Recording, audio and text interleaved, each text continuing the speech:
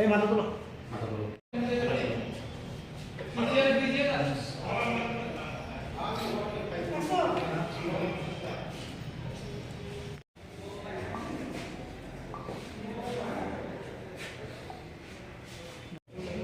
আজ ভোর 4টা নাগাদ আমাদের কাছে খবর আসে যে দুর্জনগর এলাকায় জনৈক সাগর দেবনাথ সে huge quantity brown sugar store করেছে ইলিগালি বিজনেসের উদ্দেশ্যে।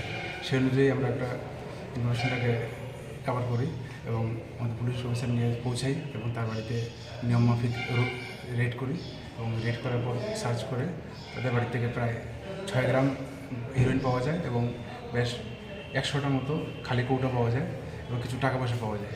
এগুলি আমরা সিজ করি এবং তার কথার ভিত্তিতে তার সঙ্গে আরেকজন বিপ্লব দেবনাথ তাকে আমরা অ্যারেস্ট করি, থানা নিয়ে আসি এবং আমরা একটা এনডিপিএস কেস রেজিস্টার করছি। তাদেরকে আমরা কোর্টে পাঠাবো পুলিশ রিমান্ডে। কত টাকার মাল? 4,280 টাকা পাওয়া গেছে। বাড়িটা কোন জায়গাটা?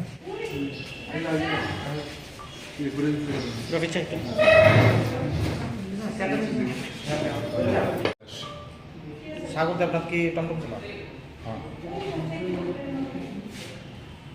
যদি কথা আবার কমুনি